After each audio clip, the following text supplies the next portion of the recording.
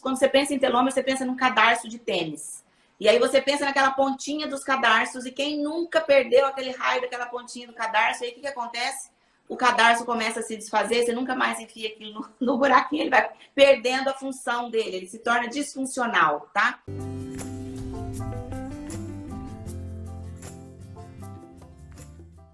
A mesma coisa acontece quando os telômeros, que são a pontinha do nosso DNA, eles estão ali para proteger o nosso DNA. Quando eles começam a se encurtar muito e ficam muito curtinhos, eles não conseguem mais proteger o nosso DNA e o nosso DNA começa a se desfazer e isso daí torna a célula disfuncional, que é o que a gente chama de célula senescente ou célula velha. Então, o que significa célula velha? Significa uma célula que não funciona bem, que fica ali disparando citocinas inflamatórias e ela é independente da idade cronológica. Isso que eu queria chamar a atenção para vocês. Quando eu estou falando de célula velha, eu não estou pensando no indivíduo velho. Eu estou pensando realmente na nossa unidade morfofuncional, que é a célula, tá? Então, um indivíduo jovem, de 20, 30 anos, 40, pode ter células velhas. E um indivíduo mais velho, de 60, 70 anos, pode ter células velhas. E quem faz a diferença nesse cenário são os telômeros. Não sei se ficou claro. Eu achei fantástico. Eu queria já abrir um bate-papo aí, só na primeira fala introdutória, né, que é muito legal. A gente percebe que a Andréia, carinhosamente chamada de Andréia, traz agora um questionamento, né? Um questionamento, será que devemos avaliar o envelhecimento baseado na tua data de nascimento ou devemos avaliar o envelhecimento pelos fatores biológicos? É um ponto tremendamente válido, por quê? Porque eu lembro que eu li um artigo em 2020 que foi muito legal. Eu não vou dizer o nome do artigo, mas depois se alguém quiser passar, eu passo, nenhum problema. Ele fala assim, obesidade na meia-idade. O mesmo lado do envelhecimento em idosos sedentários. O que ele quis dizer nesse artigo? Que pessoas que têm a meia-idade e sofrem de obesidade mantêm as mesmas características inflamatórias de N comorbidades muito similar a um idoso de 70, 75 anos sedentário. E o que traz em xeque? Exatamente isso que a Andréia chamou. Essa relação dos telômeros, já que há essa relação de alteração do próprio cromossomo, a estrutura do DNA, os RNAs, polimerases, RNA mensageiro, processo de tradução, transcrição, como faz parte desse arcabouço, tudo isso passa a ser disfuncional e com grande prejuízo. Então, a gente tem que tomar um pouquinho de cautela, que eu acho que é assim.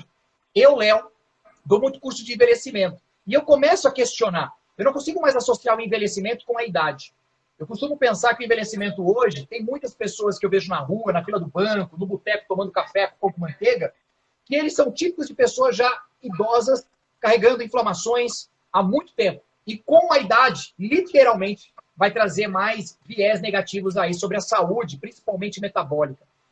Eu acho que é isso, né, doutora? O que a gente tem hoje de checkmate aí, né? Olha, isso que você falou, assim, me trouxe inúmeras coisas para a gente desenvolver aqui, né? Quando você falou nesse artigo, se não me engano, o título dele é adipaging, que relaciona todos os marcadores inflamatórios do obeso com o inflammaging, que são os marcadores inflamatórios do envelhecimento, né? Perfeito. Então, aí eu vou abrir duas janelas aqui. Uma para dizer o seguinte, eu estudo as teorias todas do envelhecimento já há muitos anos, isso faz parte da minha prática clínica.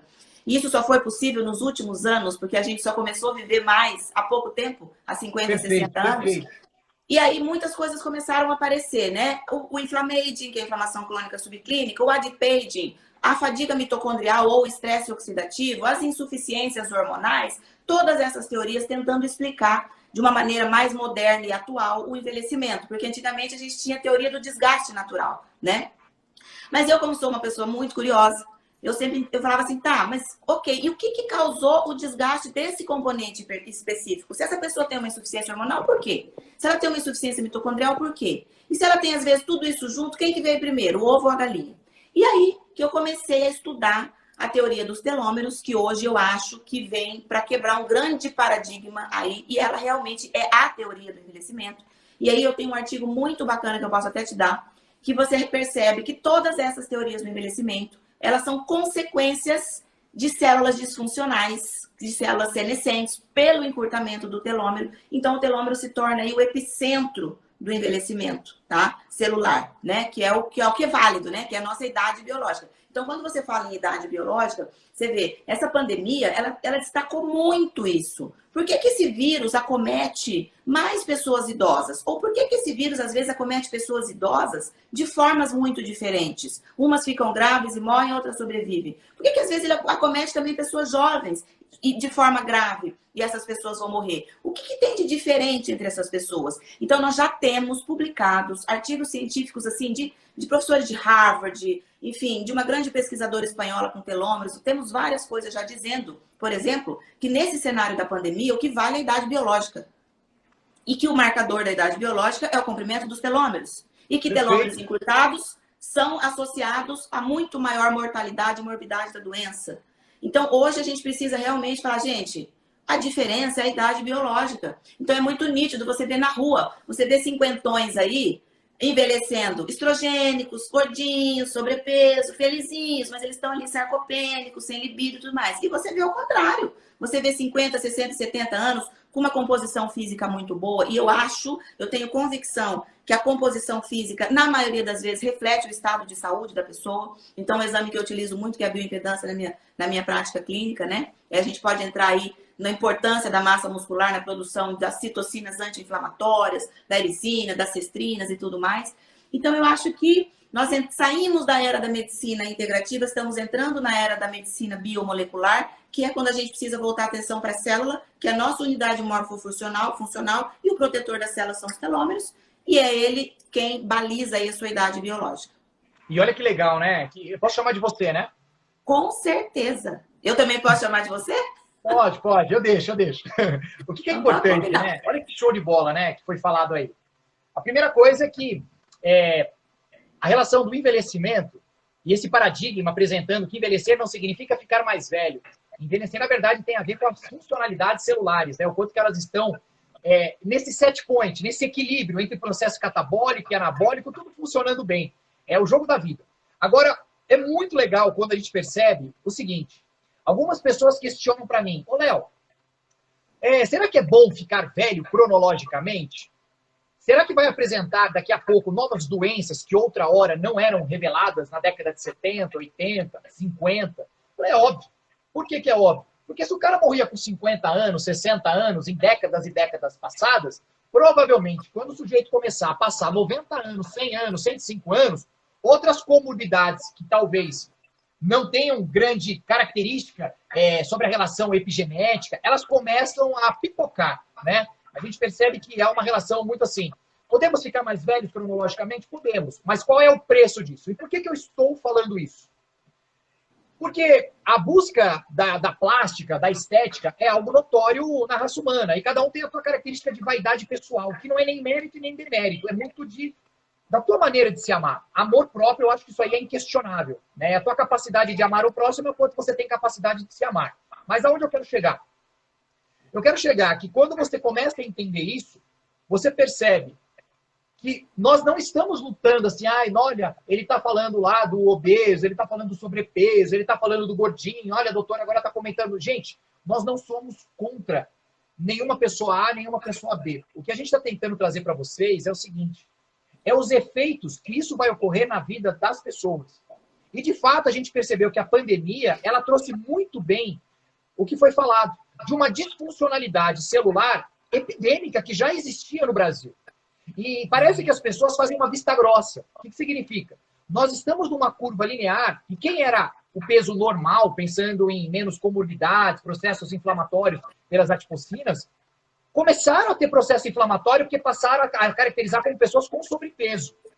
Dito não só criança, adolescente, adulto e idoso. Então eram pessoas que antes do período de pandemia, que já quase um ano, tinham peso e as funções biológicas dentro de um parâmetro normal. E, de repente, passou a ter inflamação. Quem tinha sobrepeso passou a ter o quê? Agravou o problema. Ou seja, sai de um quadro de sobrepeso e passa para um quadro de obesidade. Então, a gente fica refletindo, né? Por que será que o Covid-19 ele trouxe tanto efeito negativo para essa população?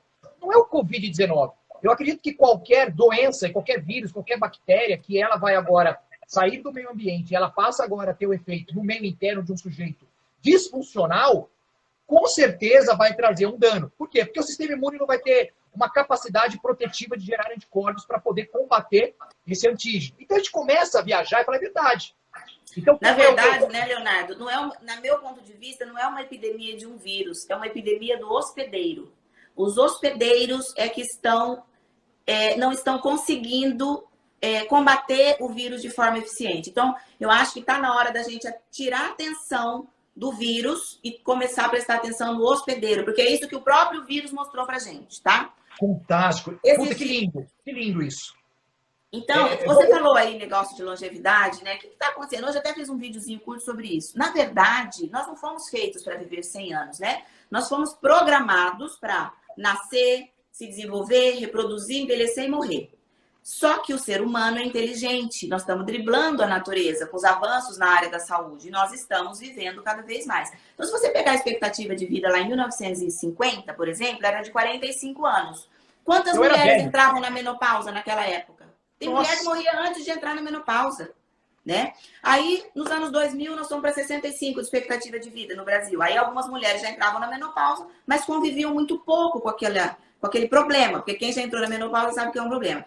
E hoje nós estamos vivendo muito, muito mais, eu, você e todo mundo que está com a gente aqui hoje vai viver 100 anos, porque a medicina vai nos manter vivos, mas infelizmente vivendo num custo o envelhecimento para a área da saúde ainda significa doença. Envelhecer ainda significa, ele toma lá um remedinho para diabetes, mas é porque ele já tem lá 70 anos, ele toma um remedinho para dormir, ele tem Alzheimer.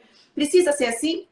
De maneira nenhuma. A menopausa, por exemplo, é um envelhecimento programado. Nós somos programados para envelhecer, adoecer e morrer. Só que como nós estamos driblando a natureza e vivendo cada vez mais, nós temos que criar uma solução para isso. E a solução para isso é, já que a idade cronológica não tem negociação, você tem uma data de nascimento, nós já sabemos hoje como intervir na sua idade biológica. Isso aí foi graças ao Prêmio Nobel de 2009, que nos possibilitou entender como é que a gente pode resetar esse telômero curto e reverter esse envelhecimento.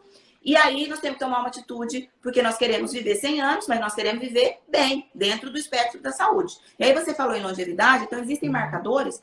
E quando a gente chega lá por 75 anos, que é atualmente a nossa expectativa de vida, são os telômeros mais curtos. E os indivíduos longevos, que vivem mais, aí a curva faz uma ascendente, e daí quanto mais longevo esse indivíduo, maior o telômero dele, mostrando que aquelas pessoas que conseguem manter suas células funcionais, ou a maioria delas, ela consegue realmente viver não só mais, mas com qualidade de vida.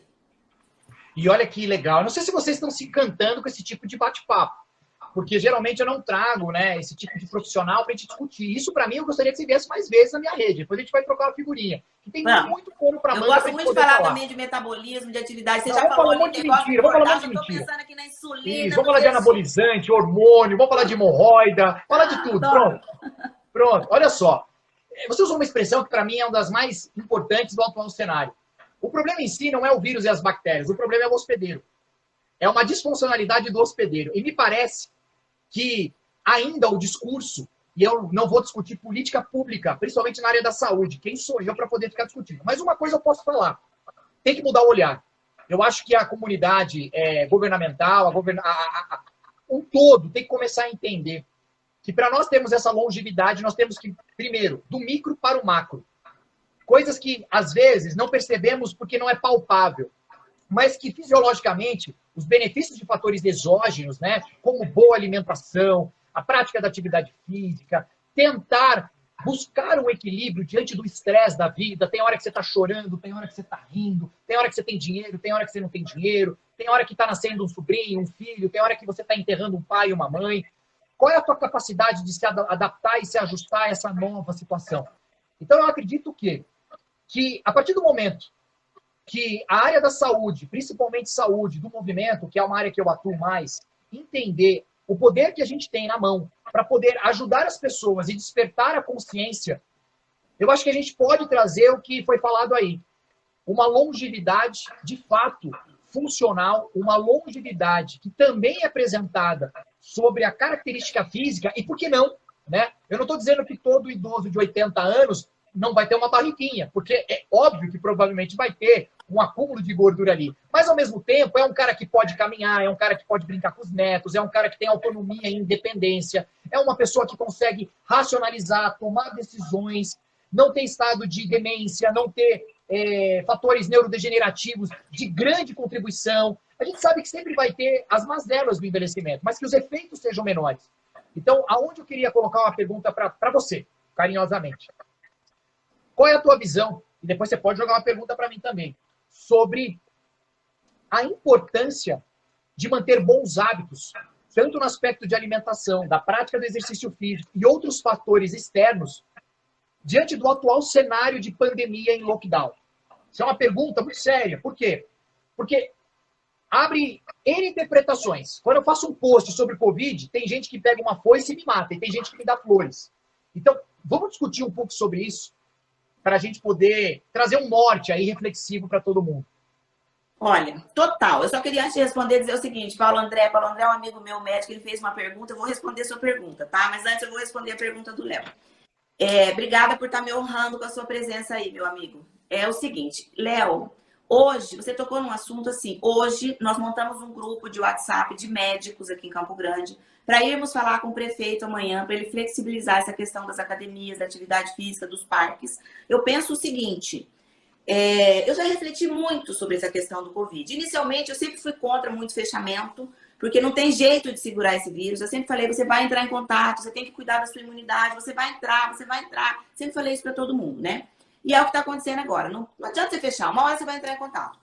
Eu era a favor até do isolamento das pessoas com mais comorbidades, pelo próprio risco e pela nossa incapacidade de absorver uma demanda muito grande quando se fala em nível hospitalar, né? Então, eu acho o seguinte, eu tenho sentido isso no meu consultório. Esses fechamentos, principalmente de academias, aulas em casa para as crianças. Então, o que acontece? A pessoa fica em casa, eu comecei a treinar na minha casa, mas eu consegui, o meu personal vem aqui, eu faço isso todos os dias. Eu até fiz um post ontem sobre isso, tá? Mas o que acontece? Eu falei, gente, façam o possível. Se você não consegue ir na academia, vai correr no parque, vai dar volta na quadra, vai dar volta na casa. Compra uma bicicleta, faz polichinelo, faz alguma coisa. Porque nós fomos feitos para nos movimentar. O nosso corpo foi feito para ficar em movimento. E quando você fica em casa sedentário, comendo, piorando a sua obesidade, a sua gordura visceral, essas crianças têm feito uma disruptura do seu ciclo circadiano, que é uma coisa gravíssima, porque altera todo o eixo hormonal hipotálamo, hipofisário, adrenal. Impacta no encurtamento de telômeros também, essa disruptura de sono. Então, eu acho que... E o pior, sabe o que é o pior? Nós já estamos 1 ano nesse sistema e a coisa não resolveu, pelo contrário, piorou.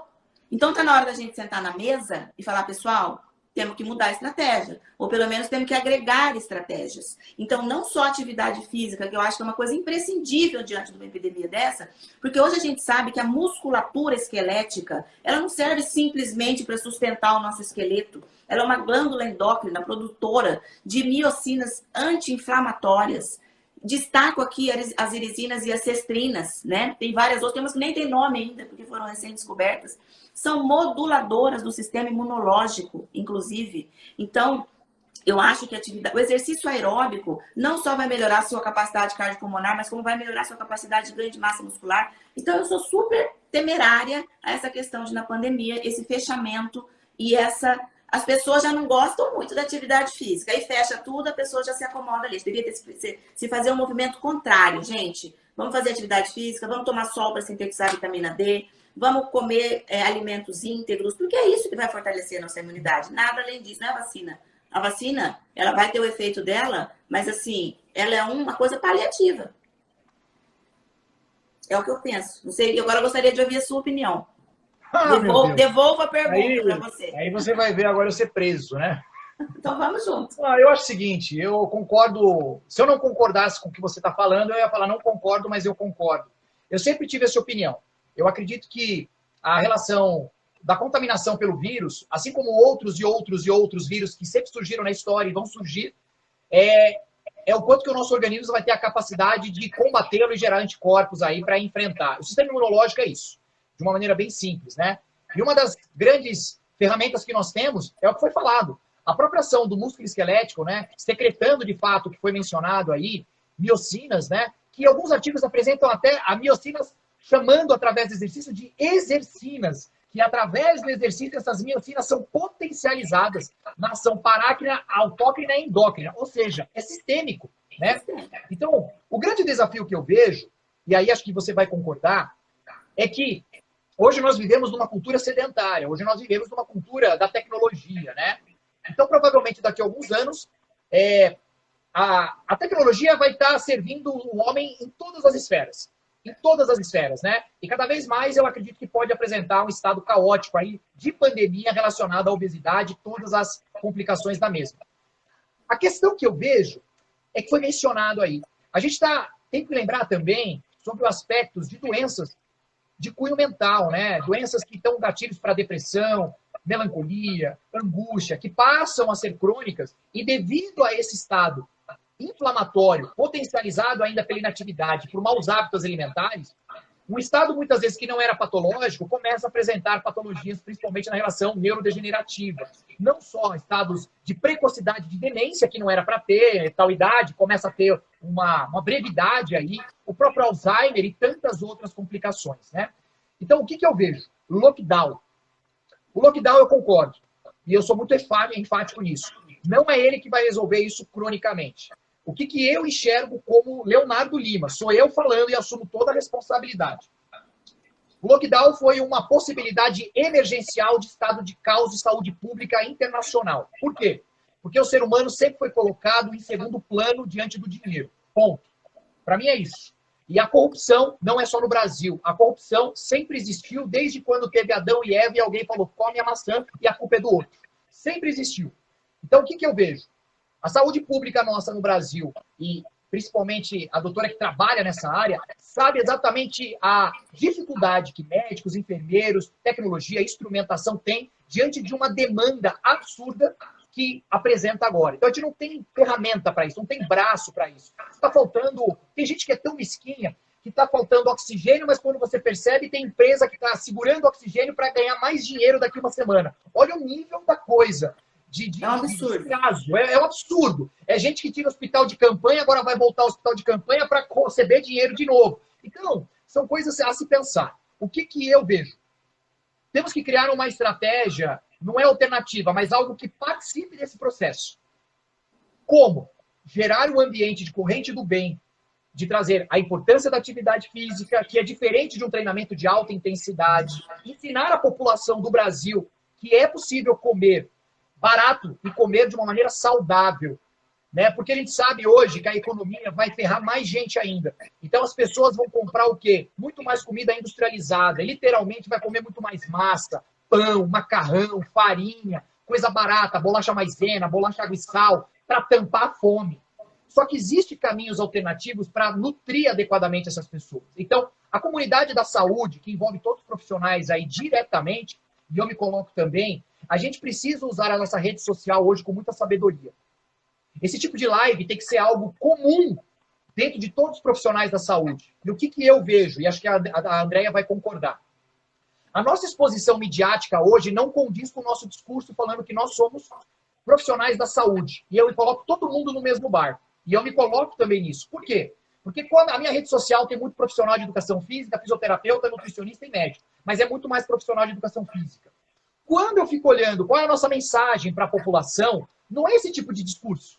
É um discurso que, ó, levanta do sofá aí e faz alguma coisa. Mas não é fazer alguma coisa. A pessoa já está com o neurotransmissor comprometido aí, por questão de leptina, insulina, que é do processo inflamatório da obesidade. Então a gente precisa abrir um pouco a cabeça, né? Eu não sei Muitas vezes eu atendo pessoas, né, obesos, inflamados, e eu falo, André, eu não consigo fazer atividade física. Antigamente eu não acreditava nisso, hoje eu acredito piamente. Eu falo, calma, eu vou te ajudar. Só que assim, eu vou te dar aí 30 dias, daqui a pouco você tem que ter força de vontade. Sempre dá certo, sempre, tá? Então quando você começa a arrumar o metabolismo da pessoa, que você começa a colocar o metabolismo em ordem, levou o carro lá na revisão, trocou o óleo, a pastilha, não sei o quê, ele começa a funcionar bem. Eu vejo muito isso com gestação. Eu tenho muitos casos de infertilidade no consultório que eu começo a tratar, mas muito. O organismo começa a entrar em homeostase e a pessoa engravida, né? E o que acontece na questão da alimentação? Acho que você pensa exatamente como eu. Eu sou absolutamente favorável de se comer alimentos íntegros, né? A gente, infelizmente, começamos a piorar a nossa saúde no advento da agricultura, e aí quando veio a industrialização, aí danou-se de uma vez inteira, né? Que quando começou a se processar os alimentos. E quando eu penso em metabolismo, Leonardo, eu tenho que me remeter à nossa origem. E como é que nós fomos criados enquanto Homo sapiens durante a nossa evolução? E aí a gente pensa nos homens das cavernas, né? Que caçavam para comer, que faziam exercício físico em jejum, que comiam poucas vezes ao dia, praticavam jejum intermitente, que não comiam alimentos processados, e que hoje isso é tido como uma alimentação cara, mas na verdade é um equívoco. Se você frequentar lá a feira, o sacolão, o açougue, a granja, enfim, e se você consumir gorduras boas no lugar de carboidratos, você vai ter muito mais saciedade do que se você comer carboidrato e logo você está com fome em seguida e se inflamando, né? Lógico que nutrição é uma coisa muito individual, mas essa é uma regra que eu acho que serve para todo mundo, né? E aí você me perguntou uma coisa, André, o que você acha do estilo de vida com relação à idade biológica e à idade cronológica? E aí eu queria aproveitar e já responder a pergunta do meu amigo Paulo André aqui. Então, quando a gente pensa em idade biológica e comprimento de telômero, a gente pensa em duas coisas. Primeira coisa, evitar que esse telômero se encurte muito rapidamente, porque você vai manter por mais tempo as suas células funcionais. E uma segunda coisa que a gente tem que pensar e que já sabemos que é possível a partir lá do Prêmio Nobel, e que depois eu posso dar dicas aqui de como fazer isso, é em alongar esses telômeros, é dar um reset nessa célula para que ela volte a ser funcional. Então, as duas coisas são possíveis. Quando você pensa e tem um envelhecimento bem sucedido, de uma forma mais lenta, que esse telômero se encurte mais lentamente, é tudo isso que a gente acabou de falar aqui. Então, atividade física, o corpo foi feito para se mexer. Eu falo que é igual tomar banho, tem que ser todo dia. E vale tudo, até passear com o cachorro, só não vale passear no shopping, tá? Alimentação íntegra, né? Procurar tirar alimentos processados, refrigerantes, açúcares, farinhas, etc e tal. Modelo mental. Infelizmente, o estresse tem um peso gigante nisso. A gente percebe que pessoas com histórico de depressão e ansiedade têm uma tendência muito grande a ter uma idade biológica ruim com telômeros curtos, né? E por último, os hormônios são os grandes gerentes do nosso corpo. Então, eles precisam ser suplementados de uma forma muito responsável, muito bem feita. Pensando em hormônio, quando eu falo em hormônio, não falo só em hormônio sexual, esteroide, mas em todos eles, né? De tireoide, suprarrenal, enfim, tudo. Então, seria esse quadripé, no meu ponto de vista, para que você evite que esses telômeros se encurtem rapidamente. E aí vem a resposta do Paulo André. É possível alongar os telômeros e reverter o envelhecimento celular? É possível fazer isso. De diversas maneiras, usando nutracêuticos, usando alguns fármacos. A própria atividade física tem vários trabalhos demonstrando que ela é capaz também de ativar a telomerase e incumpridar esses telômeros de volta, tá? Então é possível, e se for do interesse de vocês, eu posso citar algumas substâncias que eu utilizo aqui. Uma delas que é imprescindível é manter nível ótimo de vitamina D, tá? Porque a vitamina D ela é importantíssima para o metabolismo, para a imunidade, e nós somos, a maioria de nós, insuficientes dela. Isso é lindo, hein? E aí a gente não pode também tomar sol agora, né? Tem algumas cidades aí, quando sai para tomar sol, é preso. Aí vai ficar dentro da cadeia, aí que não vai ter vitamina D nem pelo sol. O negócio tá feio, viu, doutora? Tá feio o negócio aí, viu? E aí, eu vou trazer agora uma pergunta que eu acho que é importante, né? Que vale a pena. É possível a gente analisar telômeros hoje? E por que eu tô falando isso? Porque eu vou usar a fala do meu amigo Agnello, né? Da Escola de Fisiologia. Eu gosto de falar bem de pesquisador e profissionais do Brasil. Né? A gente gosta muito de falar dos artigos de fora, eu quero falar dos nossos trabalhos. Eu sei da contribuição bonita que você tem aqui no Brasil, a contribuição linda que o doutor Rodrigo também tem no Brasil. E eu acho que a gente é ponta de referência sobre telômero, e principalmente na análise, né, biológica do telômero. E eu queria que você falasse um pouquinho, fala um pouquinho do nosso contexto Brasil e do trabalho que vocês desenvolvem do análise de telômeros aí. Então, na verdade, Leonardo, essa terminologia idade biológica e idade cronológica já é uma coisa que a gente utiliza, acho que tanto eu quanto você, na nossa prática, né? E aí a gente precisava realmente, e não só aqui no Brasil, mas no mundo inteiro, essa terminologia começou a tomar conta. E o marcador da idade biológica atual, o que é realmente fundamentado e sustentado na literatura, é o comprimento do telômero. E aí, na busca, eu encontrei alguns testes fora do Brasil. Então, tem vários países que já desenvolvem esse tipo de teste. Estados Unidos, muito. Na Inglaterra tem, na Espanha, União Soviética, Israel, né? Para a prática clínica, que eu digo, eu estou dizendo fora do âmbito da pesquisa, tá? Já para a prática clínica. E como nós não tínhamos nenhum teste no Brasil, nós resolvemos desenvolver esse teste de idade biológica por aferição do comprimento dos telômeros. É um teste muito consistente, feito com uma metodologia que demorou uns 2 anos para ser desenvolvida, nós estamos patenteando isso, né? É feito de um pool sanguíneo, porque o pool sanguíneo é o que é recomendado para a idade biológica, embora existam alguns testes de fora do Brasil que usam o escovado da mucosa oral, mas a mucosa oral ela é uma célula precocemente envelhecida, então ela até pode servir para medir telômero, mas não para dar sua idade biológica celular. Então hoje nós somos realmente pioneiros em oferecer esse teste que a gente chama de BioAge teste, que mede o tamanho dos seus telômeros, fornece a sua idade biológica e, a partir dali, o educador físico, o nutricionista, o psicólogo, o psiquiatra, o médico, ele vai implementar ações baseado no histórico todo do paciente para poder intervir, fazer realmente uma manipulação genética por meio de epigenética. Então, é uma coisa que é feita fora do laboratório, tudo isso que a gente falou aqui, mas que a gente pode, com testes subsequentes, daqui 6 meses, daqui 1 ano, verificar se realmente as nossas intervenções foram importantes para ou alongar esse telômero, ou pelo menos permitir que ele não se encurte tão rapidamente, tá? Então, por exemplo, nós ontem fizemos uma mentoria e um profissional lá de Manaus falou, doutora André, que tá horrível essa questão do Covid, e eu queria usar o teste como um marcador de risco. E eu falei, completamente pertinente. Assim como esse teste é utilizado na Inglaterra, por exemplo, para risco de alguns tipos de leucemia, para prognóstico de alguns tipos de leucemia,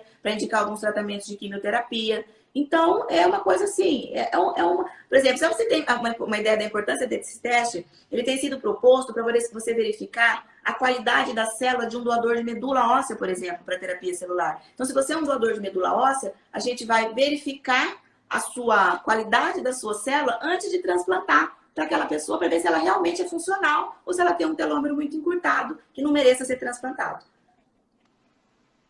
Muito bom. Agora eu quero uma pergunta da senhora para mim aí sobre alguma coisa que eu tenha capacidade de responder, porque só eu estou perguntando. O Diego sumiu, né? O Diego tentou entrar, sair, mas o papo tá bom, viu? E depois eu queria muito de verdade.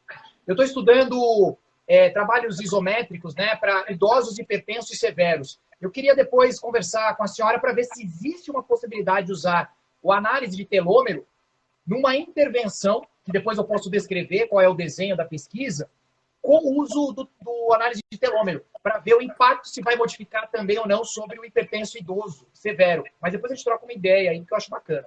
Com certeza absoluta, estou à disposição. Nós estamos desenvolvendo, nós estamos medindo o telômero de um... Eu só não gostei desse senhora no meio do caminho, mas tudo bem, foi um deslize seu. Mas nós estamos medindo telômeros de um clube, de atletas profissionais de um clube bem importante no Brasil, que eu não vou citar o nome ainda. E eles têm uma câmera hiperbárica. Então, nós vamos pegar esses atletas... O importante que existe no Brasil é o Corinthians, tá? O resto não é importante. Mas não é.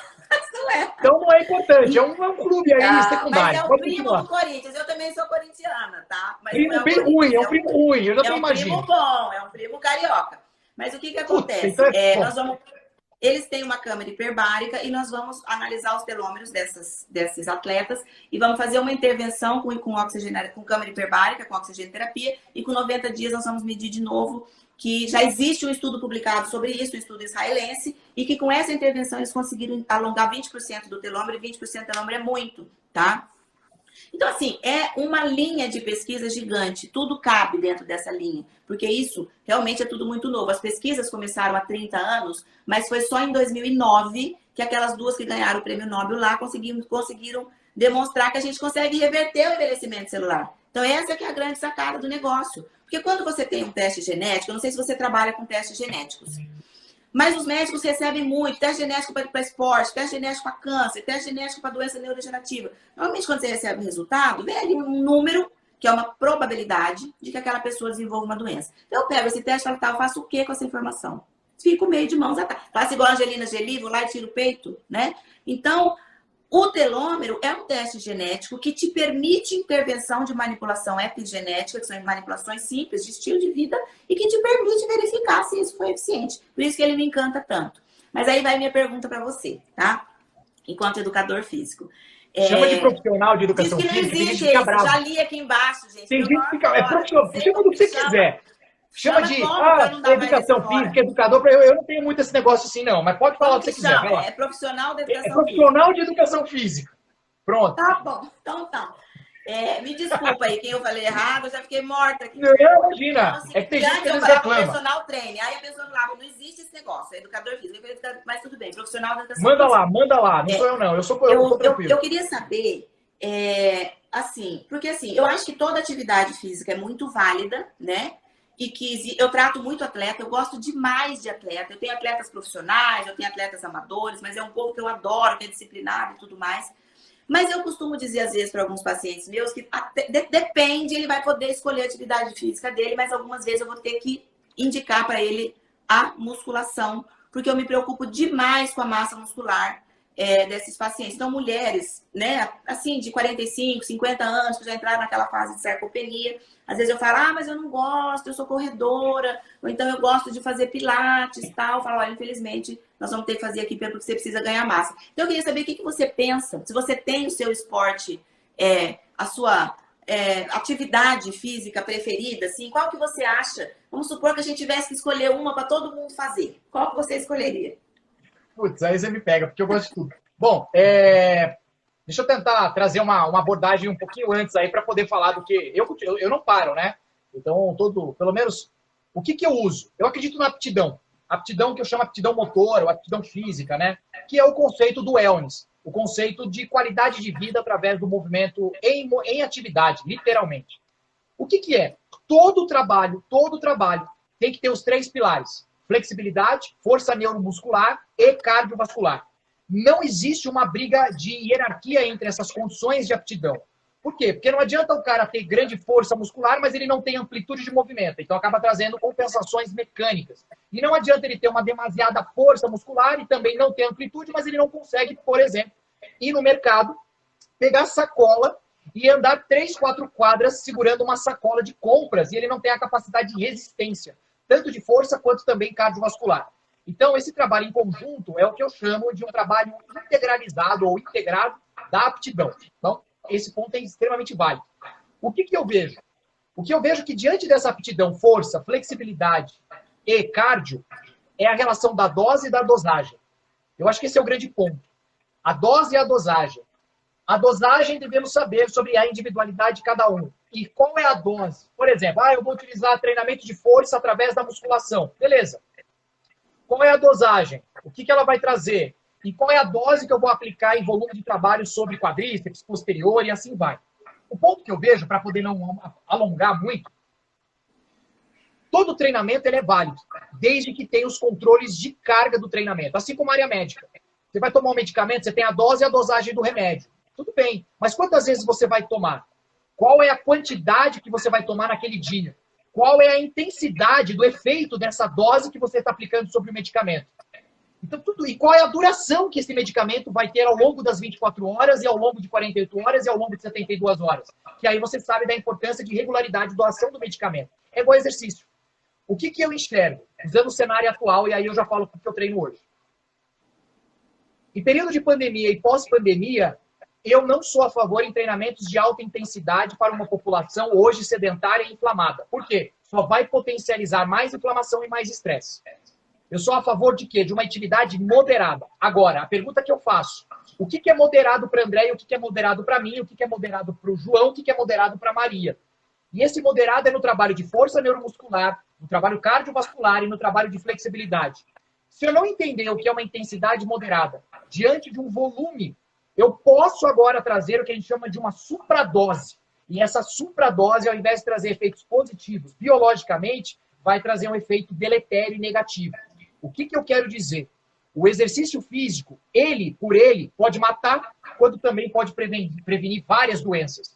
Quem é o profissional que vai ter habilidade para isso? Aí sim entra o papel da educação física. Eu hoje treino o quê?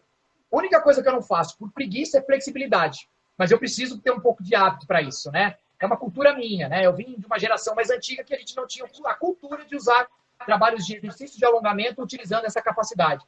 Mas todos os dias ainda eu corro, caminho e faço treinamento de força na musculação. Mas não significa, Andréia, que treinar força é só na musculação. Eu tenho condições de melhorar e gerar hipertrofia, ou melhorar uma capacidade que a gente chama de qualidade muscular funcional, treinando através de outros meios, até com peso corporal, com corda naval, com trabalho de peso corporal, com elásticos, e não necessariamente usar a musculação. A musculação é um meio que podemos utilizar para treinar força. Então, a gente abre aí um leque de possibilidades para poder utilizar a manutenção e o ganho de massa muscular. Então, para atleta, para finalizar a minha fala, o atleta é a mesma coisa, Andréia. Você trabalha com isso diretamente na área médica. Se você for analisar, se o atleta também não tiver a relação da dose e da dosagem ideal, puxa, um atleta ele pode apresentar cronicamente N comorbidades também. Dentre elas, desencadear processos crônicos inflamatórios, devido ao estresse promovido pela inadequação do volume de treinamento. E a gente sabe que a maioria dos atletas que eu estou falando agora não são atletas que ganham 20, 30, 40 mil, 50 mil por mês. Quando eu estou falando de atleta, é atleta que vive com uma bolsa de menos de R$ 1.500 e ele tem esposa e tem filho. Então você já sabe claramente que ele não vai dormir bem e nem se alimentar bem. Tudo isso tem que ser analisado, né? E nem se Pra poder... suplementar, né? E ele nem tem condições de suplementar com dinheiro mesmo. Hoje eu fiz exatamente esse comentário no post de um colega, porque ele advoga muito a favor do esporte e falaram lá sobre a morte de um triatleta por Covid, como um triatleta pode morrer. Então, assim, todo atleta de alta intensidade é inflamado, número 1, né? E na maioria das vezes, além de eles serem inflamados, eles não se alimentam bem, eles são mal suplementados, eles têm níveis de vitamina D baixos. Então, assim, nossa, eu queria te aplaudir, porque eu achei a sua fala... Assim, eu achei a sua fala de uma pessoa que realmente entende do assunto, porque é exatamente o que eu penso, que a atividade física, você tem que ter esses 3 pilares para que você tenha aquela longevidade que você citou, não só, principalmente com independência, que é o que a gente quer que o idoso tenha, né? E, enfim, é exatamente isso. Eu acho que, parabéns, gostei. E isso é muito legal, né, Andréia? Porque assim, a gente vive hoje num quadro de obesidade e sobrepeso. Você já imaginou se eu pego que um monte de artigo fica escrevendo aí? Acho que talvez o Diego tenha mais contato com esses artigos. Ah, eu vou trabalhar altas intensidades com obeso para ele diminuir o percentual de gordura. Mas qual é o viés disso, né? Eu posso promover uma melhora na composição corporal, mas o que também eu posso levar de inflamação crônica, algo que ele já tem inflamação? É uma inflamação sobre outra inflamação. Então, a gente E outra coisa que a sua fala chama muito Outra coisa que a sua fala chama muito atenção, né, é que hoje em dia a gente prima por isso, é a questão da individualidade, né? Cada caso é um caso, ele tem que ser analisado individualmente, com cada especificidade, com cada necessidade, né? Eu acho que o nosso tempo está se esgotando. Eu queria ver se você vai gravar essa live para nós, porque eu adorei. Eu vou deixar, se me permite, eu deixo no meu IGTV e ele vai ficar disponível. E aí, você pode estar acessando lá. Eu reposto, que eu achei muito legal o nosso bate-papo. Ah, eu falei um monte de mentira e você acreditou, tá bom. Mas é verdade, eu adorei mesmo o nosso bate-papo e acho que se você me der a oportunidade para depois a gente falar aí de outros assuntos, de metabolismo, de alimentação, de jejum, de atividade física em jejum, eu vou adorar. Porque assim, já está intimada. Não essa semana, a outra a gente vai pegar uns 2 temas. Se você me permitir, é um convite. Uma vez por mês a gente tem um encontro de uma live. A área médica, a área da saúde e educação física. Eu vou adorar, porque assim, eu acho que você vai me complementar muito, tá? Você vai me ajudar, você vai me ensinar, e você também vai ensinar meu público, que ele sabe o tanto que eu me importo com a atividade física. Então, um profissional aí do seu gabarito vai somar muito aqui para mim. Eu acho que vai ser um prazer muito grande. Vamos fazer assim, tá marcado. Você vai escolhendo os temas, eu topo tudo. Já tá, então, intimada aí. Depois eu pego o telefone com o Diego, já pode pegar, a gente troca uma figurinha e vamos fazer bastante coisa junto aí. Olha, o Diego saiu fora, então eu quero agradecer, dar o seu recado final e depois eu faço as minhas considerações aí e a gente encerra. Fica à vontade. Gente, o meu recado final, além de agradecer aí a oportunidade de vocês nos ouvirem, né, nos honrar com a presença de vocês, convidá-los nesse momento tão diferente que a gente está vivendo, nesse cenário de pandemia que está mexendo, quantas perdas, quantas dúvidas, quantas inquietações, né? Mas vamos fazer disso aí uma corrente de saúde. E eu convido a vocês para que se responsabilizem pela sua saúde. A sua saúde não é responsabilidade do governo, nem do médico, nem do nutricionista, nem do profissional. É sua. É você que tem que tomar uma atitude para levantar, para fazer atividade física, para comer direito, para falar não para o refrigerante, né?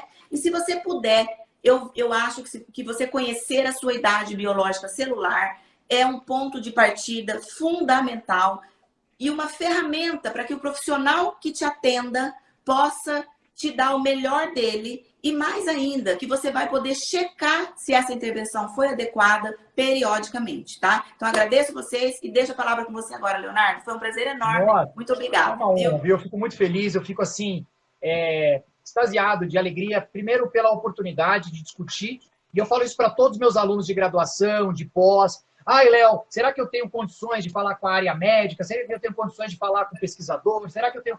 Gente, todo mundo que é apaixonado por pessoas certamente vai ter um coração altruísta e um coração solidário, um coração carregado de compaixão. Por quê? Porque a área da saúde é uma área que ela tem uma coisa que nos une, amor pelas pessoas.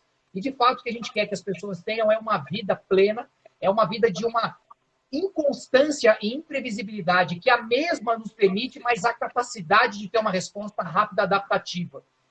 E eu quero isso para as pessoas, né? Em todo cenário. Eu quero de verdade que as pessoas tenham uma adaptação rápida nesse caos que ocorre financeiro, caos de saúde, caos de danos emocionais que estão causando em muitos lares, caos de relacionamentos que foram desfeitos durante esse período. Então, eu acho que eu tenho um dito meu, que enquanto ainda eu tiver a capacidade de respirar, eu ainda vivo o que a cultura grega nos chama de esperançar. Esperançar significa que existe uma possibilidade de melhora não no porvir após a morte. Esperançar significa que há uma possibilidade de mudança no dia chamado hoje. Então, o que eu espero? Que esse dia tão especial na sua vida, na minha vida e na vida daqueles que estão aí, possam entender que diante de uma eternidade, essa pequena fração de tempo foi de grande peso significante na minha vida e na vida dos outros. E assim tem que ser a vida. Cada pedacinho de eternidades distribuída pelo tempo chamado finito, a gente tem que aproveitar e tem que dar muito valor. Então, obrigado pela oportunidade. Está intimado uma vez por mês a estar conosco aí para discutir um pouco sobre medicina e exercício físico comigo. E olha, eu só tenho a agradecer. E também faço convite. Vamos depois discutir você e o Rodrigo, se existe a possibilidade de colocar essa instrumentação dentro da metodologia do meu desenho do doutorado. Se não der o doutorado, depois a gente faz um pós-doc. Não tem problema, mas que a gente vai fazer isso aí, vai. Que eu acho com certeza. Importante. Nós vamos falar sobre isso e vai dar certo, tá? Então bom. Fica selado o nosso compromisso aqui. Já até vou te propor um tema aí para a próxima live. Atividade física na menopausa. É um momento tão complicado na vida das mulheres. Acho que elas vão gostar. A gente vai poder trazer bastante soluções para ela. Ou então a saúde da mulher na menopausa. Tá bom? Tá bom. Obrigado, gente. Valeu. Nós vamos deixar gravado e aí vocês procuram lá no nosso feed, tá? Gratidão. Muito obrigado. Boa noite a todos. Beijo para todos. Obrigado. Tchau, tchau. Tchau, tchau.